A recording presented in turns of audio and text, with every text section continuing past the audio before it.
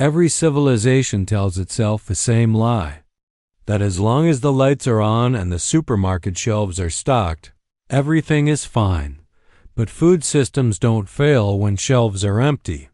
They fail quietly years earlier. In soil that's exhausted, rivers that are overdrawn, supply chains that are too long, farms that can't make a profit, and a population that assumes someone else is always in control. History is full of food shocks that people living through them never believed could happen. The Romans thought grain from Egypt would feed their cities forever. Irish farmers trusted a single crop until a fungus turned it black. Bengal's markets were still open when people started starving in the streets. In every case, the pattern was the same: slow decay. Ignored warnings, then a sudden drop that looked unthinkable only weeks before it arrived. Today, the world runs on a food system more complex, more efficient, and more fragile than anything any empire ever built. It looks strong. It feels abundant. It is, in reality, held together by a chain of hidden dependencies that almost no one outside the system understands. This is the secret food crisis. 15 facts that show how close modern societies already are to a breaking point they can't see. Hidden fact 1. Full shelves don't mean a full system. Modern supermarkets feel like proof of security. Rows of bread, walls of meat, endless choices. The reality is that almost none of that food is stored on site. Most stores carry only a few days of supply, sometimes less, based on just-in-time deliveries. If trucks stop, warehouses stall, or one link in the logistics chain fails, the illusion of abundance disappears fast. You don't see the vulnerability because the trucks keep arriving. When they don't, there is no reserve. This is the first layer of the secret crisis. What looks like depth is often only speed.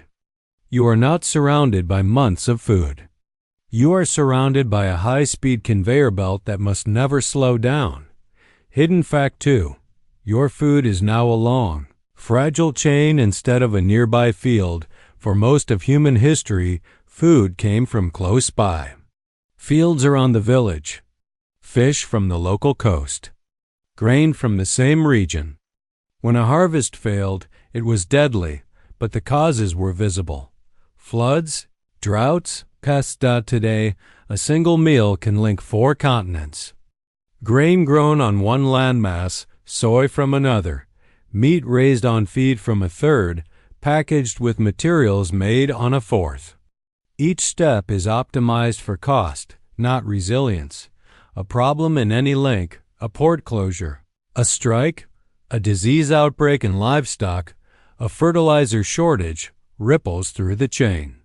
Consumers experience only the final symptom: a price spike, an empty section on the shelf, a quiet substitution. The underlying reality is that the distance between you and the land that feeds you has become so long that you no longer see how thin the bridge really is. Hidden fact 3. Monocultures are quiet time bombs. Nature survives through diversity. Modern agriculture survives, profitably, by narrowing that diversity as far as it will go. Vast areas of land are planted with a single crop variety, one type of wheat, one hybrid corn, one cloned banana, one high-yield rice strain. This works as long as conditions are perfect. When they are not, monocultures fail spectacularly. The Irish potato famine was a simple version of this pattern. A fungus hit potato varieties that were genetically similar. The crop failed across huge regions at once. In Bengal's wartime famine, rice dependence combined with policy failures to turn poor harvests into mass starvation. The underlying logic is the same. When everyone relies on the same crop in the same way, a single shock multiplies. Today's fields are even more standardized than those older systems. The seeds are often owned by a handful of companies. The genetics are optimized for yield, not resilience. When a new disease, pest, or weather pattern hits, There is very little slack in the system. Hidden fact 4. The system spends soil like a disposable. Resource-healthy soil is not dirt. It is a living structure. Minerals, organic matter, fungi, bacteria, insects, roots. It holds water, stores carbon, and feeds plants. It takes decades to build and only a few bad decisions to destroy. Industrial farming practices, deep tillage, heavy chemical use, continuous cropping, removal of crop residues, slowly strip soil of life and structure. At first, yields are impressive. Over time, they depend more and more on fertilizer to make up for lost natural fertility. Meanwhile, erosion carries away topsoil with every windstorm and rainfall. Ancient civilizations collapsed when their soils were exhausted. Parts of the Roman world turned from grain exporters into barren landscapes. Regions in the Middle East that once supported dense agriculture are now marginal. The same process runs today, just masked by modern inputs. When the soil's living capital is spent, the harvests shrink. And rebuilding that capital is not a one-season fix. Hidden fact 5.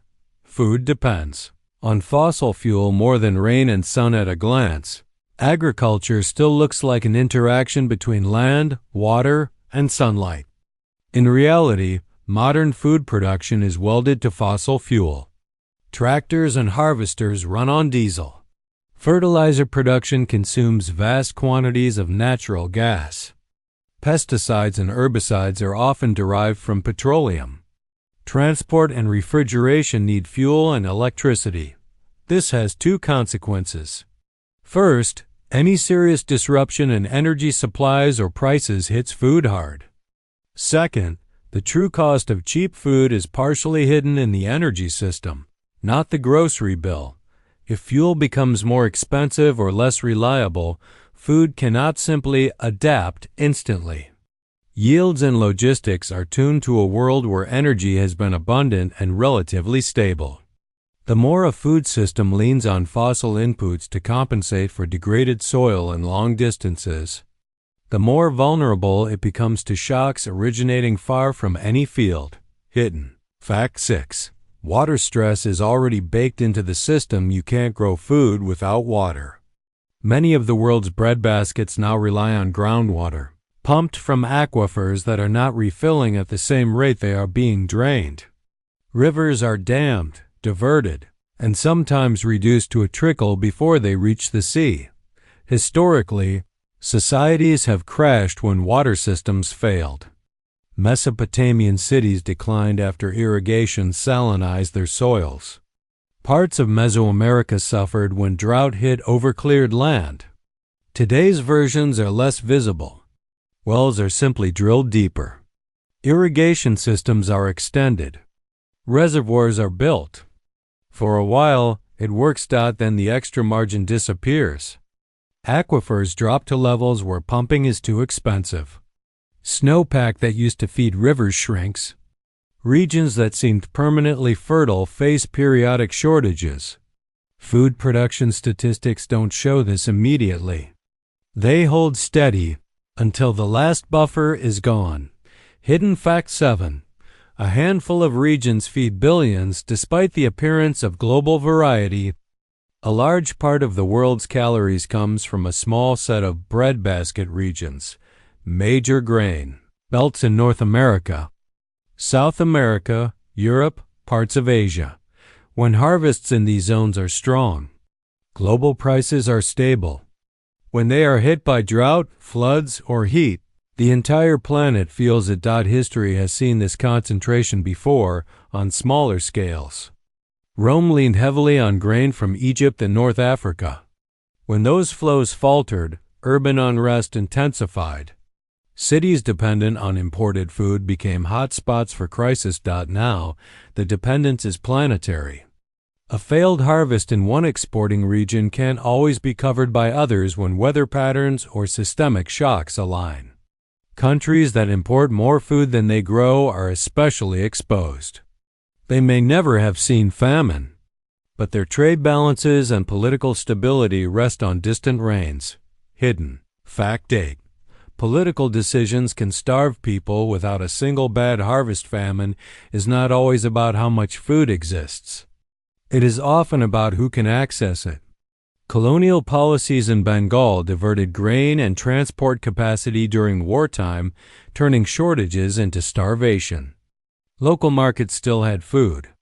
Prices were simply pushed beyond what ordinary people could pay. Modern food systems can repeat this without using the word famine. Export bans, sanctions, price controls, and market manipulations can all shift where food goes and who gets it. Governments trying to protect domestic supplies can unintentionally trigger shortages elsewhere. Financial speculation on food commodities can amplify price swings. To the people at the edge of affordability, a 20 to 30% price rise might as well be a total crop failure. The fields could be full. The warehouses could be stocked.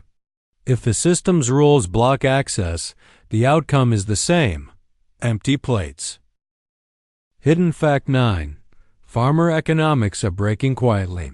People imagine the food system as big companies and global markets. In practice, it rests on millions of individual farming decisions. If enough farmers stop planting or switch away from certain crops, the system changes. Around the world, small and medium farmers face rising input costs, volatile prices, and thin margins. Debt is common. Land prices often make it hard for new farmers to enter. In many countries, the average farmer is aging. Their children frequently choose other careers. As profitability declines, consolidation increases.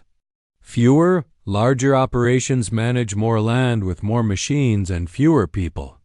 This can keep production high in the short term. It also concentrates risk. A failure, bankruptcy, or disease outbreak in a small number of large actors hits harder than if risk were spread among many independent producers.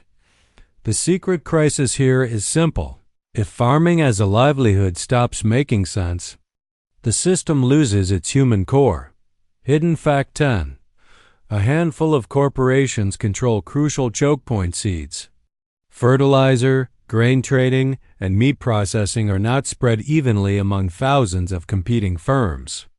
In each of these sectors, a small number of corporations dominate. That concentration creates efficiencies and global reach. It also creates fragility. If one major processor goes offline, livestock back up on farms that cannot sell them. If one big trader changes sourcing, entire regions can lose markets overnight. If intellectual property rules restrict seed saving, farmers become dependent on external suppliers each season.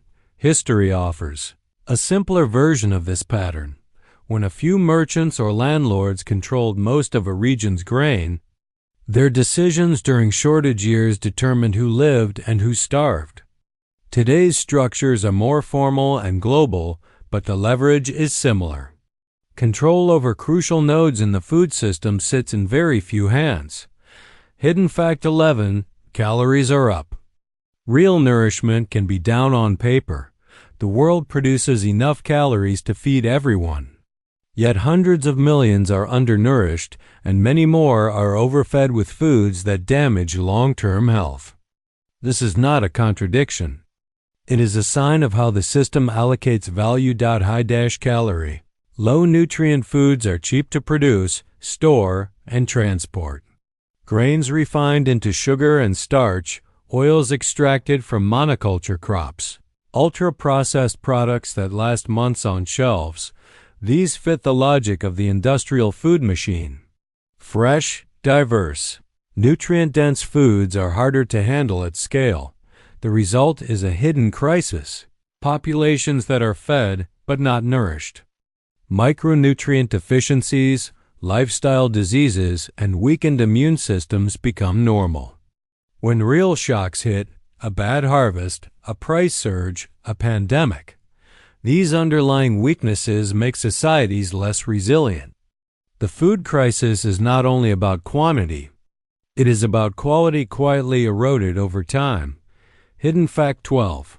Climate volatility. Hits food first and hardest weather has always mattered to agriculture. Farmers have always dealt with good years and bad. What changes the game is volatility. More frequent extremes, less predictable seasons, and conditions that move outside the ranges crops and infrastructure were designed for. Heat waves during flowering can slash grain yields. Unseasonal rains can ruin harvests. Floods and storms can wipe out storage, roads, and ports. Even small, repeated hits can gradually lower average production or make certain areas unreliable. Past societies have fallen when climate shifts pushed already stressed systems past their limits. Drought helped destabilize the Maya. A sequence of cold years contributed to European food crises before political revolutions. Today's agriculture relies on stable assumptions baked into planting calendars, breeding programs, and infrastructure design. When those assumptions fail, food is where the shock shows up first. Hidden fact 13. The buffer stocks that once absorbed shocks have thinned. Countries used to maintain significant grain reserves. These stocks acted as shock absorbers. In a bad harvest or a supply disruption, governments could release reserves to stabilize prices and ensure availability. Over time, reserves have been cut in the name of efficiency and cost savings. Holding large quantities of grain is expensive. Just-in-time markets and global trade seemed like safer, cheaper alternatives. The idea was simple. Why hold stockpiles when you can always buy on the world market? That works until everyone tries to buy at once. In a multi-regional failure or a coordinated export restriction, there is nothing to fall back on. The world has traded physical buffers for financial ones. Numbers on screens have replaced food in silos. When confidence breaks, numbers do not feed people. Hidden fact 14. When food systems fail, they fail faster than most people can react. The comforting image of a gradual crisis, slow, manageable decline over many years, rarely matches reality on the ground. Underlying stresses do build slowly: soil loss, debt, overpumping, corporate consolidation. But the visible phase of crisis often moves quickly: a disease outbreak, a war in a key exporting region, a currency collapse in a food importing country, a cluster of extreme weather events. Any of these can turn manageable tension into acute emergency within months or even weeks. Shelves that were full become patchy. Prices that were merely annoying become impossible. Historical famines show the same pattern. For years, conditions are tight but survivable. Then one or two additional shocks hit, and the system crosses a threshold. From the outside, it looks sudden. From the inside, it is a slow process that has run out of slack. Hidden fact 15. The last line of defense is not the global system, it is local and personal. The secret food crisis is not a prediction of guaranteed global famine tomorrow. It is a description of how many layers of protection have already been quietly stripped away. Soil that took centuries to build has been mined for a few decades of yields. Water that accumulated over millennia has been pumped down in one human lifetime. Genetic diversity has been traded for monocultures. Local markets have been hollowed out in favor of distant supply chains. Buffers have been replaced with assumptions. When such a system breaks, it does not break evenly. Some regions will still have enough. Some communities will barely notice. Others will find that their dependence on imports, on a narrow set of crops, on a few corporations, and on uninterrupted fuel flow leaves them with very little room to maneuver. The message is not that collapse is inevitable on a fixed date. The message is that the conditions for serious disruption already exist, and that the global machine is far more brittle than it appears. Quiet preparation, rebuilding soil, protecting water, shortening supply chains, Diversifying crops, supporting real farmers, and understanding where your food comes from is not paranoia. It is recognition of a pattern that history has already written many times in other languages and on other lands. Food is the first thing any complex society must get right. When it treats that foundation as an afterthought, the ending is not a surprise.